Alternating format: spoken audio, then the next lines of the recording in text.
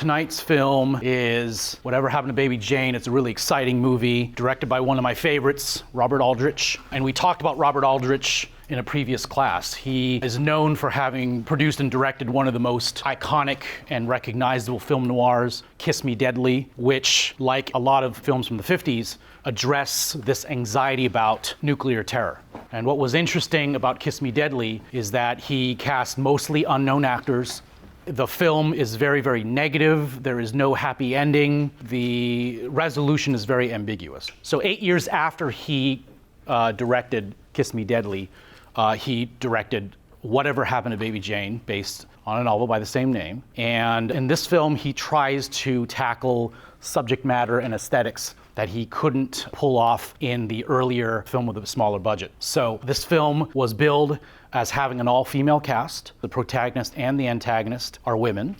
Bette Davis and Joan Crawford, both acting rivals in real life, agreed to star in this film both late in their careers.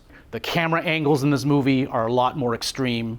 The cinematographer and the director decided to embrace shadows and darkness rather than illuminating these big stars in the light that they are accustomed to show this sort of like darker side of humanity. As far as feminist films go, this is a film that is very unique for its time. It is one of the few films from the classic era of Hollywood that passes the Bechdel Test for films, right? So the two female leads have a relationship that is independent of any relationship that they have with another man. There's a cartoonist by the name of Alison Bechdel. She coined what is known today as the Bechdel Test, which is a benchmark for like measuring whether or not a film represents women fairly and equally in the media. What's interesting about today's film is the male characters talk about women. And the one male lead, Victor Bono, is subservient to Baby Jane. He's a musician who comes into her good graces to feed into her psychosis, and he starts to realize that he has now been swept into this codependent relationship as well, and he's powerless to escape this dynamic. So Bette Davis plays Baby Jane, Joan Crawford plays Blanche, two sisters who are intertwined in a very codependent relationship. Both were child actors. One was more popular than the other in childhood. As adults, their fates are reversed, and the unpopular child becomes the more famous actress in adulthood, and there's this rivalry between the two sisters. Okay? Well, as fate would have it, a tragedy befalls one of the girls. She becomes paralyzed from the waist down, so the other sister has to take care of her, okay? And there's this whole sadistic patient caretaker relationship that develops between these two sisters. And as the film grows in its horror, these women start to look uglier and uglier and uglier. The lighting starts to get darker and darker and darker. It's very interesting that even the major side characters all played by ladies. The male characters in this film, all weak, all useless. Family units, fragmented. Neither woman has a child. There's a broken doll that features prominently in the mise-en-scène, okay? All these things are related to the components of horror that we've talked about before, right?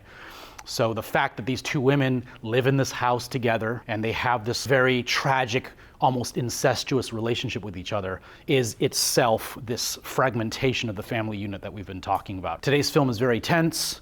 It's obviously very tame by our horror standards today, but you're going to see a lot of close-ups of things that are grotesque. You're going to see a lot of embracing of subject matter that is taboo, and you're going to hear a lot of dissonance in the soundtrack. What I really like about this film is its manipulation of point of view. Have you guys ever taken a screenwriting class? If you've ever read a screenplay, okay, some shots are marked on the screenplay with POV, right? Point of view. And that is where the camera adopts the vantage point of a person's eyes, okay? This film is quite remarkable in that the camera is set up to be the eyes of the four women who are the four leads of this movie. One character is racked with claustrophobia. One character is sort of like a creepy observer. The other two characters are like the observers from the outside of the house. The cinematographer does a very good job of delineating which camera angle represents which woman. Sometimes you can aggravate the fear in the audience by manipulating point of view. So I'll show you guys a couple examples on the screen now. This is an example of clever usage of point of view in the film. We have a character who's sitting in a wheelchair, and this camera, you see how where do you think the camera is situated in this shot? On the stairs, right? It kind of looks like a person is standing on the stairs looking at her. Another thing that's interesting in this film is its usage of framing. There's a character in this film who feels trapped, and often we see her juxtaposed against the background in a way that suggests that she is physically trapped. This one shot, you'll notice it in the movie because it's a dolly-in. The camera is moving in on this window, and Blanche is trying to climb out of this window, right? But there's these interesting bars that have been placed outside the window, okay, that almost make it look like this character is in prison.